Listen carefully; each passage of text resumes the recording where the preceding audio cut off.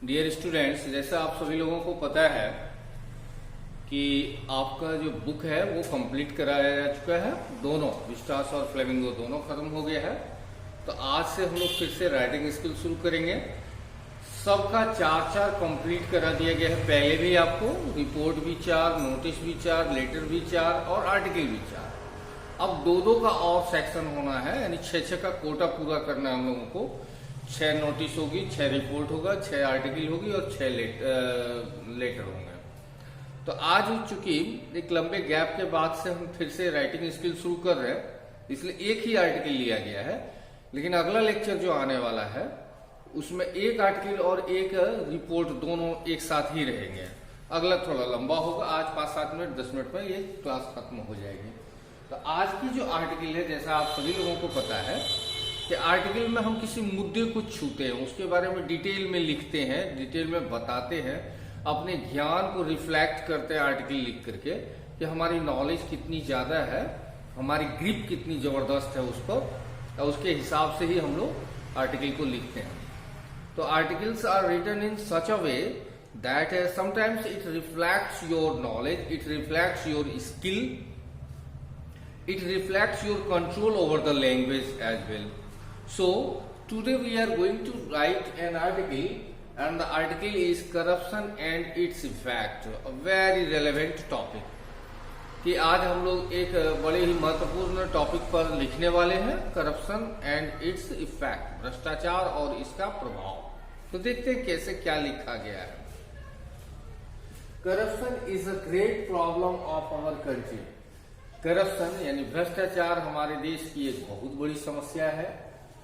Aldous it is an economic problem, यद्यपि यह एक आर्थिक समस्या है, इसमें अर्थतंत्र का खेला होता है, लेन देन होता है पैसे का, यद्यपि एकदम प्योरली ये आर्थिक समस्या है। लेकिन but it has badly affected our social structure too. अब आप एक चीज गौर करो, मैंने यहां लिखा है अफेक्ट और ऊपर में लिखा है effect. These two words might make you confused, might be confusing for some of you. So let me clarify. Effect, that is noun, means प्रभाव. Affect, which is verb, means प्रभावित करना।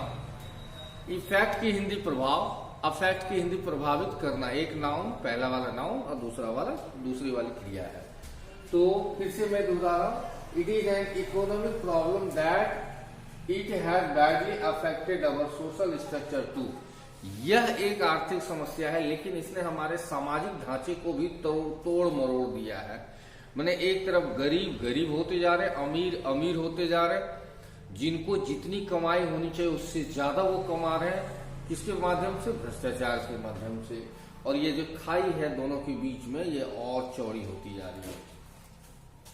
Many politicians, officers, middlemen, contractors, doctors, engineers, educationists, industries, बहुत सारे नेताजी लोग, राजनीतिक अधिकारी जो IAS IPS सब है, मिडिलमैन जो दलाल लोग होते हैं, इन अधिकारियों के दलाल होते हैं, कॉन्ट्रैक्टर्स यानी ठेकेदार, डॉक्टर, इंजीनियर, एजुकेशनिस्ट शिक्षाविद जिन्होंने बड़े बड़े कोचिंग संस्थान खोल रखे हैं या स्कूल खोल रखा है, और क्या इंडस्ट्रियलिस्ट और उद्योगपति, ये सारे लोग बहुत रिच हो गए, बहुत अमीर हो गए। कैसे? भ्रष्टाचार से, गलत तरीके से। ऑन द अदर हैंड को हम लोग हिंदी में क्या कहते हैं? दूसरी तरफ। On the other hand many people can not fulfil there basic needs. एक तरफ तो ऐसे लोग हैं चिल्ल गिद्ध जो समाज में गरीब लोगों को नोचते खसोटते हैं, ऐसे ऐसे उपाय ढूंढते हैं। डॉक्टर के पास जाओगे, 10 रुपया में अगर आप ठीक हो जाओगे तो 1000 रुपये की दवाई और टेस्ट लिख दिए जाएंगे, जिससे कि आप परेशान होते रहो, खर्चा देते रहो, आप लाचार हो, आपको उसके बारे में कोई नॉलेज नहीं। एक टीचर के पास जाते हो तो उसकी फी जो है वो तो है ही, उसके अलावा ढेर सारे ताम झाम, फी कार्ड, टेस्ट कार्ड, ये कार्ड, वो कार्ड, उन्हें कुल मिलाकर के आपके बॉडी का मांस कैसे नोचा जाए, आपके तन और मन दोनों को कैसे घायल कर दिया जाए, इसकी पूरी व्यवस्था की जाती है भ्रष्टाचार को गलत तौर तरीकों से। तो दूसरी तरफ बहुत ऐसे लोग हैं, किसान है, मजदूर है। On the other hand many people can not fulfil there basic needs. बहुत सारे लोग सॉरी बहुत सारे लोग ऐसे हैं जो अपनी बेसिक नीड्स मतलब आधारभूत जरूरत है, रोटी कपड़ा मकान, वो पूरा नहीं रोटी पूरा सकते हैं, ना कपड़ा पूरा सकते हैं, ना ही मकान है उनके पास, ये पूरा नहीं कर सकते हैं। Corruption is the mother of Naxalism, theft, robbery, kidnapping and the other crimes. Mother है, भ्रष्टाचार जननी है बहुत सारे अपराध। जब कम पढ़े लिखे युवा जो मति भ्रष्ट हो जाते हैं, पथ भ्रष्ट हो जाते हैं, दिग्भ्रमित हो जाते हैं, जिन्हें शॉर्टकट तरीके से पैसा कमाना होता है और इंजीनियर की औकात पानी होती है, डॉक्टर की, एजुकेशनिस्ट की, जिनकी हाई फाई ऐसी गाड़ी, ये चमक दमक लक दक, ये सब देख करके जो अचंभित रहते हैं, और गरीब घर के ऐसे युवा जो उनको देख करके चकाचौंध हो जाते हैं, वो शॉर्टकट रास्ता अपनाते हैं, चोरी करते हैं, डकैती करते हैं, किडनैपिंग करते हैं या और कोई क्राइम करते हैं। उनको भी लगता है कुछ ऐसा रास्ता अपनाया जाए, पढ़ा लिखा तो मैं हूं नहीं, लेकिन पैसा वाला कहलाना है, पैसा वाला बनना है, तो उनके लिए ये सब शॉर्टकट तरीके हैं। तो देखा जाए तो एक तरफ जिसने रईसी देखी है या रईसी को भोग रहे हैं गलत तरीके से, उन्होंने दूसरे को रास्ता दिखाया कि तुम भी गलत तरीके से पैसा कमाओ। तो ये नक्सलवाद को बढ़ावा देता है, चोरी को बढ़ावा देता है, डकैती को, अपहरण को और अन्य क्राइम जो होता है अपराध, उसको बढ़ावा देता है ये भ्रष्टाचार। Our liberal economy has also work.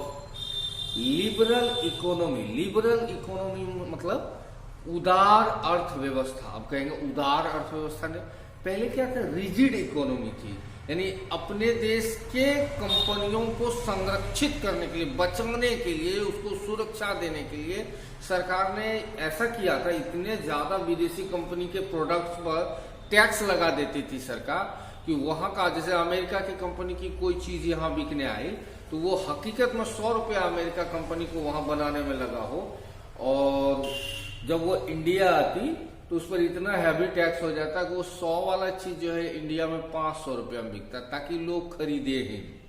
इतना ज्यादा सरकार टैक्स लगाती थी। लेकिन एक समय आया कि जब सरकार ने टैक्स को कम करना शुरू किया तो बहुत कम कर दिया। अब नतीजा ये है कि विश्व भर की कंपनियां भारत आ रही है, और भारत की बड़ी बड़ी कंपनियां, रिलायंस हो, अडानी, अंबानी, जितनी बड़ी बड़ी कंपनियां वो विदेश जाने लगी है अपने अपने फॉर्म्स को खोलने के लिए। नतीजा ये है कि एक समय था जब भारतीय बाजार पर जब मारुति एम्बेसडर जैसे कारों का कब्जा था, आज हरि अनंत हरि कथा अनंता, इतनी कारें हैं कि आप गिन नहीं पाओगे, उनकी कंपनियों को आप नहीं पहचान पाओगे। तो अब होता क्या है कि जो लिबरल इकोनॉमी है तो इतना वैरायटी ला दिया।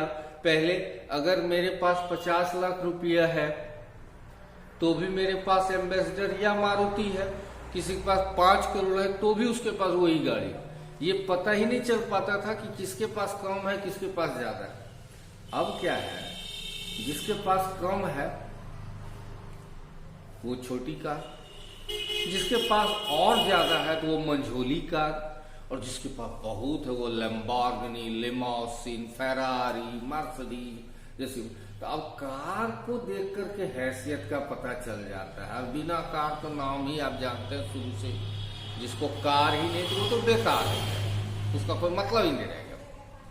तो खैर, लिबरल इकोनॉमी ने ऐसा किया कि लोगों को होड़ मचवा दी कि किसके पास कितना पैसा, और जिसके पास पैसा होता है ना, बहुत कम ऐसे लोग होते हैं जो कि दिखावा पसंद नहीं होते, लेकिन 99% ऐसे लोग हैं जो अपने दौलत का प्रदर्शन जरूर करना चाहते हैं।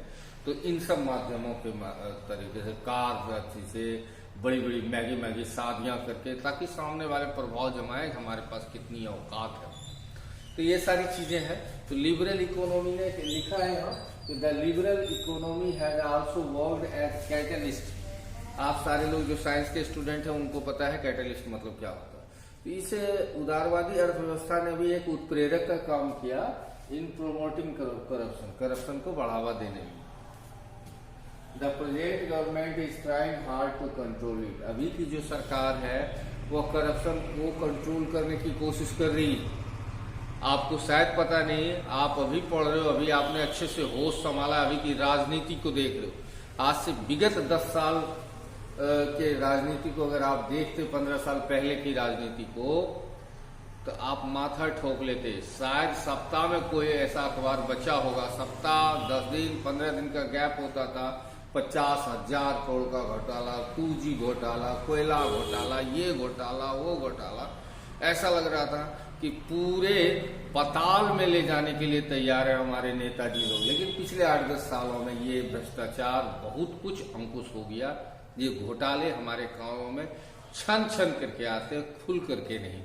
तो the present government is trying hard to control it.